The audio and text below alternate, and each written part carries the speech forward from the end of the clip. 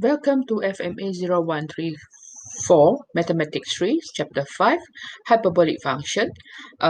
Previous video we already looked at how you're going to use your calculator to find the sign hyperbolic. So now we look at the second part of it is we define the hyperbolic function in terms of the exponential function. How we going to use this one to simplify for other things? Okay, so the first part is the first type of question can be appeared is express the following expression in terms of exponential function. So what we can do over here is we use the formal definition for our sine hyperbolic is which is ex minus e minus x divided by 2. Then our cos x equals ex plus e minus x over 2. To simplify our this expression, so we just substitute ex plus e minus x over 2 minus ex minus e minus x over 2. Just substitute what is the definition of our cosine and the sine. So after that, you expand the bracket and so on. So what we will have is actually is minus. Okay, so this one is cancelled. So we will have a plus 2 e minus x over 2. So we will have e minus x. Okay, so settle. So how about cos 2x minus 3 tan x? So what you no need to think of going to expand what is the cos 2x. Actually, what you just need to think that is 2x, this formula cos x equals to ex plus e minus x over 2 is the x over here actually is a normal arbitrary variable. Okay, so you substitute the x with a 2x. So this one will become 2x, this one will become 2x. So what you need to do is e 2x plus e minus 2x over 2. Then what is the tangent actually is equals to sin over cos x. So you just use the one ex minus e minus x over ex plus e minus x over 2. So okay, then after that when you look at it, basically we can leave our answer in this way because the further simplification is can't be simplified too much, so we just leave our answer in this form. Okay, so this is the first type of question. So you just use the formal definition of the sin in the exponential and the cos in exponential. We will substitute into the required expression. Okay, so you already can solve it. Okay, so then the second part is we try to revert back. Okay, means is if I give you some exponential function terms, then how you rewrite them into a sin, cos, and so on. So we just use based on two different formula. Okay, the definition. The first one is a sin, is this one. The second one is cos. So what we do is we just use the first one, sin plus cos. Actually, if you substitute both, okay, so these two will be cancelled off, and then you have a 2ex over 2. So actually it's ex.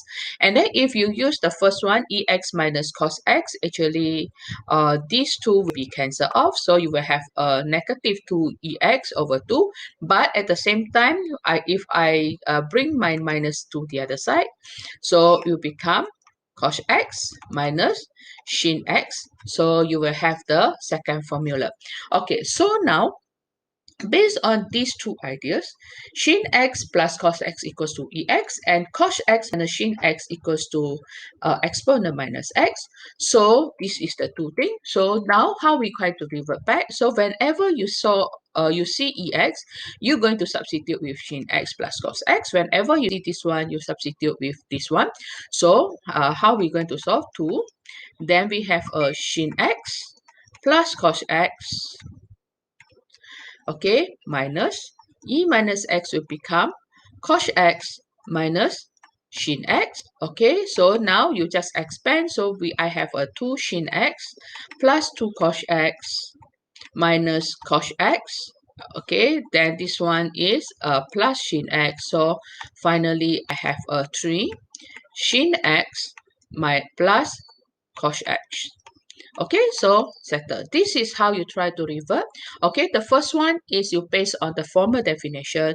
Then the second one is we use the some algebraic manipulation, so we can get the definition ex in the terms of sine x plus cos x. Okay, then we have the third type is if you've been required to solve the hyperbolic function, okay, the hyperbolic equation. So okay, how you want to solve it? Okay, now if you still remember during your chapter 7 in max 1, okay, you see you met your question 3 sine x minus cos x equals to 1. Okay, so you can solve this question by using two methods.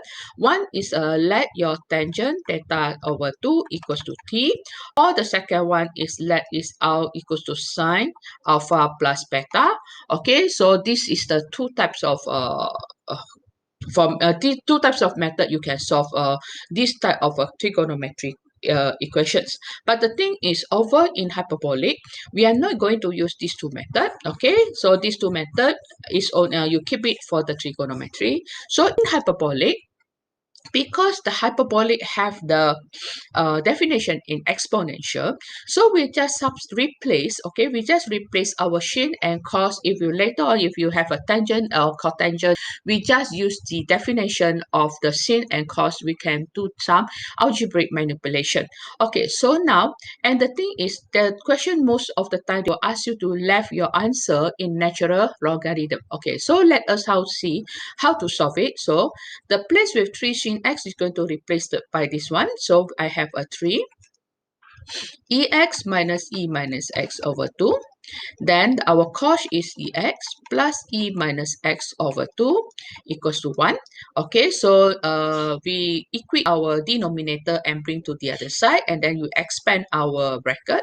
So 3ex minus 3e minus x minus ex plus e minus x. Okay, so this one is a minus. Okay, then this is 2. Okay, then remember, actually e minus x actually is 1 over ex. So actually now it's already back to your chapter 1, chapter 2 in your max 1. So this one is 3.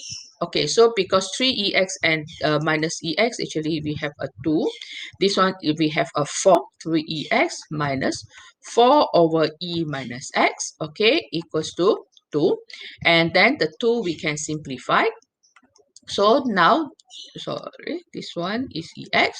Okay, so now if you want, you can use straight away can say let ex equals to u.